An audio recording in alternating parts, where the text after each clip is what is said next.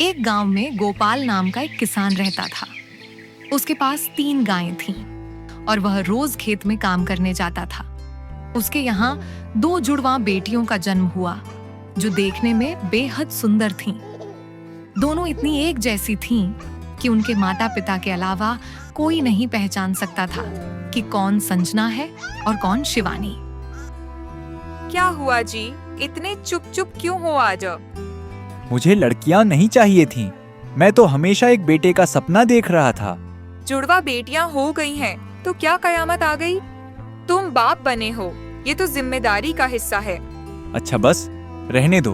अब इन बातों को जो होना था वो हो गया। मैं खेत पर जा रहा हूँ, तुम मत आना। इतना कहकर गोपाल खेत की तरफ निकल जाता है। सारा दिन खेत में मेहनत करने के बाद जब वो थोड़ा देर आराम करने ही लगा था, तभी अचानक से आसमान में काला अंधेरा छा जाता है। अरे ये कैसा संकट है? लगता है भयानक वर्षा होने वाली है। इस तूफान में तो खेत में काम नहीं हो सकता। निर्मला और मेरी बेटियां भी घर में अकेली हैं, कहीं उन्हें कुछ हो ना जाए। तभी भयानक बारिश शुरू हो गई। गोपाल भी अपने घर की ओर निकल पड़ा। चलते चलते जब वह अपने घर पहुंचा तो घर के बाहर भीड़ देखकर हैरान रह गया। जब गोपाल घर पहुंचा तो निर्मला का निधन हो चुका था। गोपाल फूट फूट कर रोने लगा। अब वह बिल्कुल अकेला हो गया था और उसकी बेटियां भी मां की ममता से पूरी तरह वंचित हो चुकी थीं।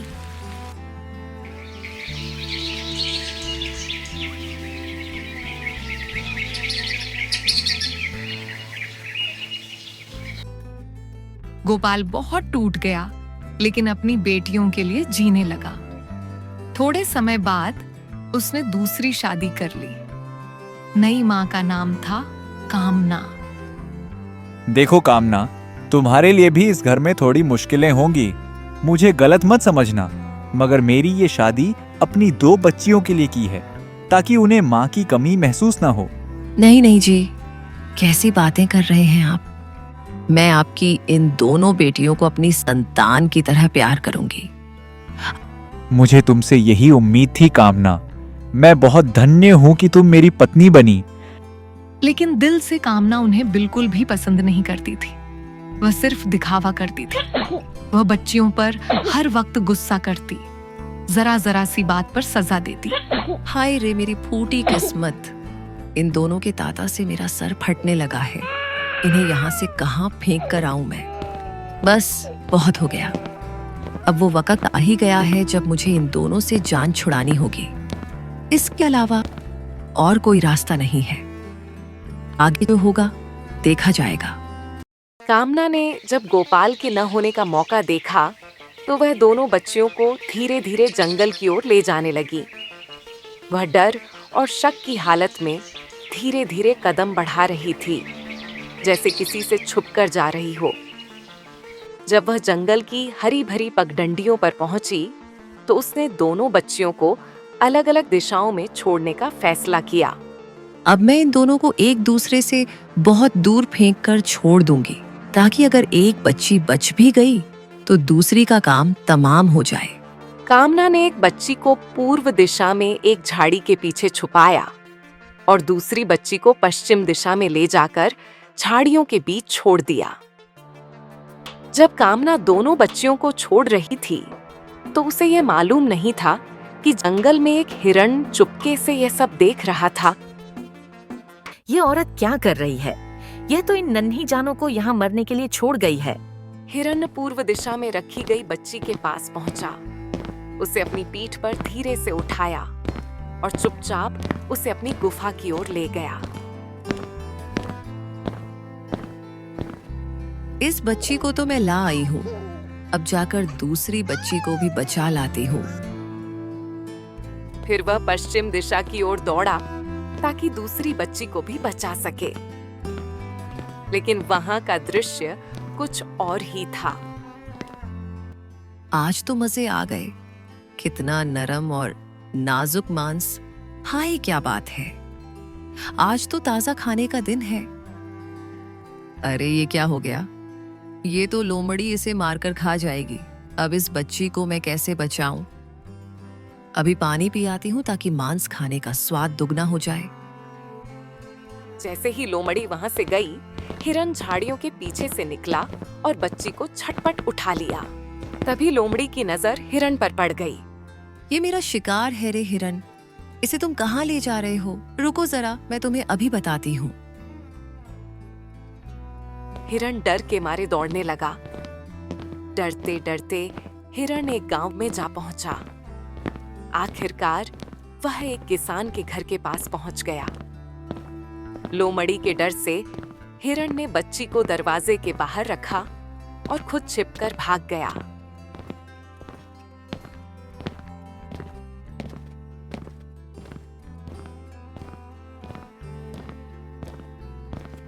बच्ची रोने लगी। तभी किसान की पत्नी घर से बाहर आई। ये बच्ची यहाँ कौन छोड़ गया है? अरे ये किसकी बच्ची हो सकती है? मैं इसे घर के अंदर ले जाकर देखती हूँ। क्या हुआ मालती? ये किसकी बच्ची है? कहाँ से उठा लाई तुम इसे? मुझे नहीं पता राजू, मैंने तो जैसे ही दरवाजा खोला ये बच्ची बाहर रोती हुई मिली। ये तो बहुत छोटी है, शायद कोई इसे यहाँ छोड़ गया है। जो भी हो राजू, अब ये हमारी है। देखो तो कितनी प्यारी है। शायद कुदरत ने इसे हमारे लिए भेजा है। यूं जंगल में छोड़ी गई एक नन्ही जान किस्मत के सहारे प्यार के आंगन में आ पहुंची। किसान और उसकी पत्नी की गोद खाली थी और शायद यही बच्ची उनके नसीब का तोहफा थी। यूं एक लावारिस बच्ची किसान के आंगन की रौनक बन गई। दूसरी तरफ हिरन भागता हुआ वापस अपनी गुफा में दूसरी बहन के पास जा पहुंचा। मैं इस बच्ची को ऐसी जगह छोड़ूंगी जहां जहां ये बच्ची आराम से अपनी अच्छी जिंदगी जी सके। इतना कहकर हिरन उस बच्ची को उठाकर महल के बाहर ले गया। उसी राज्य में एक राजा जगंदर राज करता था। उनकी कोई संतान नहीं थी। क्या हम कोई बच्चा गोद नहीं ले सकते महाराज? आप आज ही किसी बच्चे को गोद लेने का सोचिए ताकि हम लोगों के तानों से निजात पा सकें। तुम ठीक कहती हो भाग्यवंती। मैं आज ही जाता हूँ और जब तक कोई बच्चा गोद लेने के लिए नहीं ढूंढ लेता तब तक घर वापस नहीं आऊंगा। अभी वो लोग आपस में बात ही कर रहे थे कि अचानक एक बच्चे के रोने की आवाज आई। ये आवाज, ये तो किसी नवजात शिशु की लगती है। महाराज क्षमा कीजिएगा, लेकिन जब मैं पहरे पर थी तो मैंने जंगल की ओर से आते हुए एक हिरण को देखा। मुझे शक हुआ तो मैं उसके पीछे गई। वहाँ झाड़ियों में यह बच्ची थी। महाराज यह लीजिए। क्या एक हिरन यह बच्ची लेकर आया है? अरे वाह, ये तो बहुत खुशी की बात है। अरे महारानी, सुन रही हैं आप? ऊपर वाले ने हमारी सुन ली है। महाराज मुझे तो यकीन ही नहीं हो रहा है। मेरी सूनी गोद में भी कोई नन्हा नवजात खिला है। मैंने तो कभी सोचा भी नहीं था। ऊपर वाले तेरा लाख लाख शुक्र है। जो कभी एक गरीब जंगल में फेंकी गई थी, वही अब महल की राजकुमारी बन गई है। जब शाम के साए गहरे होने लगे, गोपाल खेत से वापस आया। थका हारा वह सीधा अंदर आया और तुरंत बच्चियों के बारे में पूछा। कामना, हमारी बच्चियां कहाँ हैं? मैंने सुबह जाते वक्त देखा था, वे सो रही थीं, अब नजर नहीं आ रही। गोपाल, मैं तो बस 2 पल के लिए पानी भरने गई थी। लौट कर आई तो झूले खाली थे। ना जाने कौन दरिंदा था जो हमारे जिगर के टुकड़े छीन ले गया। मैं तो खुद बिखर गई हूँ गोपाल। कामना ने अपने आंसुओं और तड़पती बातों से गोपाल को ऐसे बहला लिया कि वह भी यही सोचने लगा, जो कुछ भी हुआ वह तो ऊपर वाले की ही मर्जी थी। वक्त गुजरता गया। वे दोनों मासूम बच्चियां जो कभी जंगल की झाड़ियों में बेसहारा छोड़ दी गई थीं, आज 2 खूबसूरत गरिमामयी लड़कियां बन चुकी थीं, लेकिन एक दूसरे से बिल्कुल अनजान थीं। एक ने महल में जन्म लिया और शाही ठाठ बाट में पली बढ़ी। उसका नाम राजकुमारी सुंदरवती रखा गया, जबकि दूसरी एक साधारण किसान के घर आंगन में बड़ी हुई, जिसका नाम माया रखा गया। माया, माया बेटी, अरे मेरी बेटी, दिन चढ़ गया है, जाकर अपने बाबूजी को खेत में खाना दे आओ। जी माँ, आपने बुलाया मुझे? मैं तो बस जा ही रही थी, बाबूजी मेरा इंतजार कर रहे होंगे। जल्दी से खाना दे दो माँ, मैं निकलती हूँ। जहाँ एक तरफ माया का स्वभाव बहुत ही अच्छा, नम्र और मिलनसार था, वहीं दूसरी तरफ सुंदरवती का स्वभाव घमंडी और कठोर था। दासी, ये फूल इतने मुरझाए हुए क्यों हैं? मैंने खास तौर पर कहा था कि मेरे बाग में सब कुछ एकदम परफेक्ट हो। राजकुमारी जी, बारिश न होने के कारण कुछ पौधे कमजोर हो गए हैं। कामचोर, तुम बारिश का बहाना कर रही हो। अरे, हमारे महल में पानी की कमी है क्या, जो तुम बारिश की बात कर रही हो? मुझ में और मेरे महल में किसी चीज की कोई कमी नहीं है। क्या सच में कोई मुझ जैसा खूबसूरत भी हो सकता है? इसी तरह समय बीतता गया और दोनों बहनें एक दूसरे से अनजान रहीं। राज्य में सालाना मेले का आयोजन हुआ। बाबूजी, ये क्या बात हुई? आपको पता है ना कि गांव में मेला लगा है और आपने मुझे बताया ही नहीं। मुझे मेले में जाना है बाबूजी। अरे मेरी प्यारी बिटिया, मेरी बिटिया को मेले में जाना है? हाँ हाँ, तो ठीक है, मैं कल अपनी बेटी को मेले में जरूर ले जाऊंगा। घमंडी राजकुमारी, जिसे खुद पर बहुत घमंड था, आज वह अपने राज्य में घूमने निकली। जब वह मेले के पास से गुजर रही थी, तभी राजकुमारी ने सुना कि दो औरतें आपस में बात कर रही थीं। अरे माँ जी, आपको पता है, मैंने आज मेले में एक लड़की देखी जो बिल्कुल राजकुमारी जैसी थी। वही आंखें, वही नाक। पहले तो मुझे लगा कि वो सच में राजकुमारी ही है, लेकिन फिर उसके कपड़े देखकर मैं समझ गई कि वो राजकुमारी नहीं हो सकती। राजकुमारी की नजर जब माया पर पड़ी, तो वो गुस्से से आग बबूला हो गई और कहने लगी,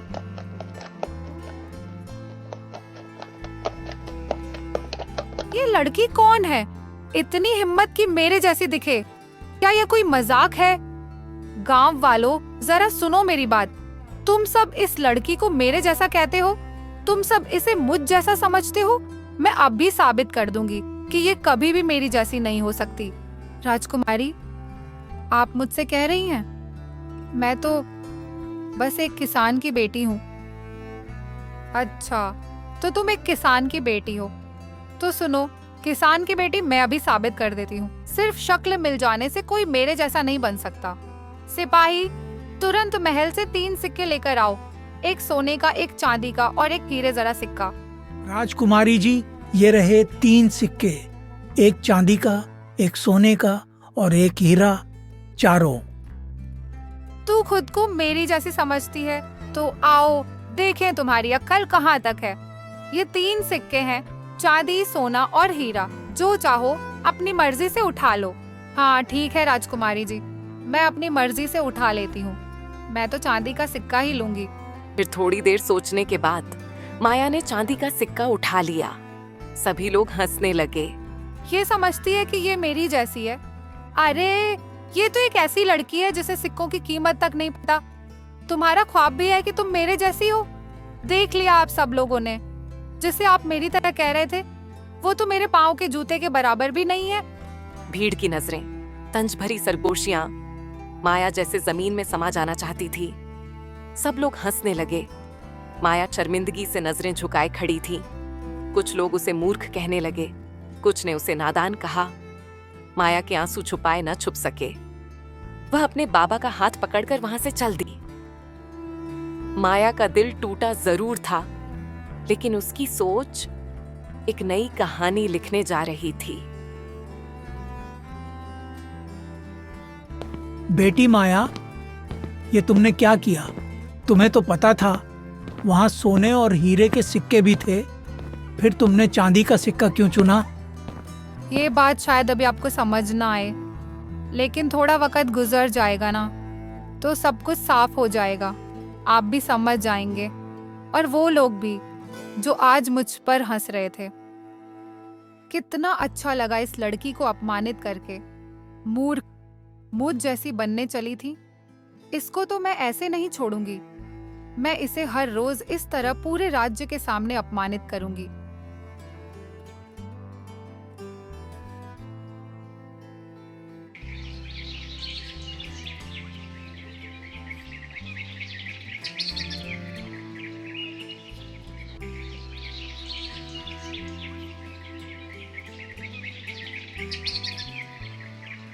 अगले दिन 2 सैनिक माया के घर आते हैं और आकर आवाज लगाते हैं। अरे, घर में कोई है? माया, बाहर आओ। तुम्हें राजकुमारी जी ने महल में बुलाया है। हाँ हाँ, मैं तो तैयार बैठी हूँ। मुझे पता था राजकुमारी जी मुझसे फिर मिलना चाहेंगी। जी राजकुमारी जी, आपने मुझे बुलाया है? हाँ, मैंने ही तुम्हें बुलाया है। किसान की बेटी, तुम सब मुझे उसके जैसी कहते हो ना, तो मुझे बहुत गुस्सा आता है। मैं तुम्हें ये साफ बताना चाहती हूँ कि तुम मेरी जैसी नहीं हो। आज मैं तुम्हें फिर एक मौका देती हूँ। इन तीनों सिक्कों में से एक सिक्का उठाओ, अपनी औकात के मुताबिक। सोचकर और फिर धीरे से हाथ बढ़ाकर चांदी का सिक्का उठाती है। माया के चेहरे पर खामोशी थी, लेकिन आंखों में कुछ और था। ऐसा जैसे वह सब कुछ समझ रही हो, मगर समय आने का इंतजार कर रही हो। माया ने कुछ नहीं कहा, बस सिक्का हाथ में लिया, नजरें झुकाईं और अपने बाबा की ओर मुड़ गईं, और दोनों चुपचाप दरबार से बाहर चले गए। माया को हर रोज दरबार में बुलाकर उसका मजाक उड़ाने में राजकुमारी को एक अजीब सी खुशी महसूस होने लगी थी, जैसे वह हर दिन अपनी जीत का जश्न मनाती हो। यही सोचकर वह हर रोज माया को महल बुलाती, 3 सिक्के रखवाती, और माया हमेशा चांदी का सिक्का चुन लेती।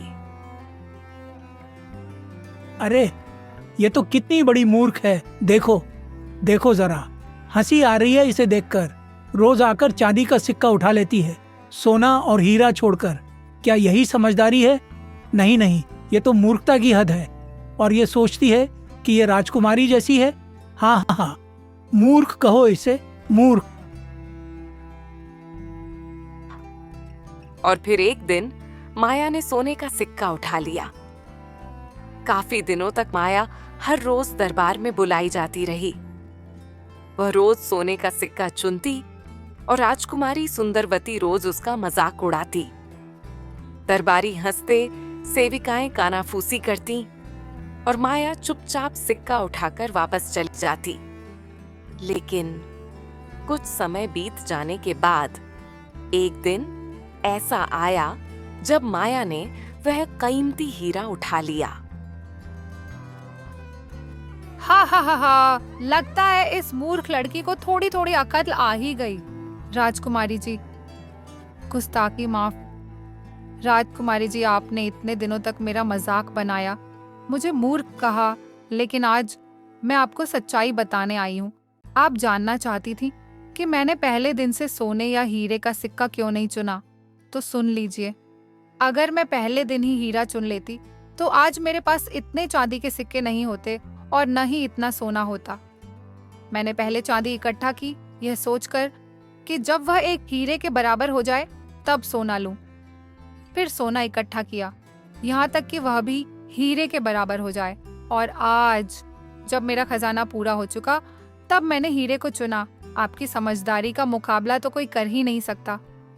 राजकुमारी एकदगी, क्योंकि आपको तो यह भी समझ नहीं आया कि मैं आपके ही हाथों से आपका खजाना ले गई।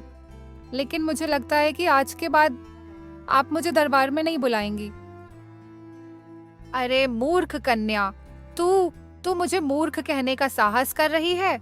सुनो प्रजाजनों, इस साधारण लड़की ने एक राजकुमारी का अपमान किया है। मुझे राज सिंहासन पर बैठी सुंदरवती को मूर्ख बना दिया। यह मेरी तौहीन है, मेरे मान सम्मान का अपमान है, और इस अपराध की सजा इसे अवश्य मिलेगी। लेकिन राजकुमारी जी, मैंने तो आपके साथ कोई गद्दारी नहीं की। बताइए, मुझे किस बात की सजा दी जा रही है? किस जुर्म में मेरी गर्दन मांगी जा रही है? क्या सिर्फ इसीलिए कि मैंने सच बोलने की हिम्मत की? राजकुमारी जी, ये निर्दोष है। राजकुमारी जी, मैं हाथ जोड़कर कहता हूँ, ये लड़की बेकसूर है। इसके चेहरे की मासूमियत देखिए, इसके आंसू झूठ नहीं बोल सकते। मगर राजकुमारी ने किसी की एक ना सुनी। न हाथ जोड़ने वालों की गुहार, न भीड़ की सरसराहट, न आंसुओं की पुकार। उसकी आंखों में बस था घमंड, क्रोध और आदेश का अंधा जुनून। सुनो सिपाहियों, इस धृष्ट लड़की को फौरन पकड़ो और उसे किले के पीछे उस ऊंचे फांसी के मचान तक ले जाओ, वहीं जहां गद्दारों को उनके अंजाम तक पहुंचाया जाता है। आज ही सूर्य अस्त से पहले इसका घमंड टूटना चाहिए। राजकुमारी ने अभी इतना ही कहा था कि अचानक एक हिरण दौड़ता हुआ महल के बगीचे में बने हुए आंगन में आ पहुंचा। सभी दंग रह गए। राजकुमारी की आंखें फटी की फटी रह गईं। राजकुमारी जी, मैं वही हिरण हूँ जिसने बचपन में आप दोनों बहनों की जान बचाई थी। हाँ, आपको याद नहीं होगा, लेकिन उस दिन आप दोनों को एक निर्दयी औरत जंगल में छोड़कर चली गई थी। आप बेसहारा थीं, रोती हुईं, भूखी, डरी हुईं, और आज जिसे आप फांसी देने जा रही हैं, जिसे आप नीच, मूर्ख और मामूली समझती हैं, वो आपकी अपनी बहन है। हाँ राजकुमारी जी, माया आपकी सगी बहन है, और जो घमंड है आपको कि आप एक रानी की बेटी हैं, राजकुमारी हैं। हकीकत ये है कि आप एक जंगल में लावारिस पड़ी बच्ची थीं, जिसे मैंने, एक हिरण ने, अपनी जान पर खेलकर बचाया।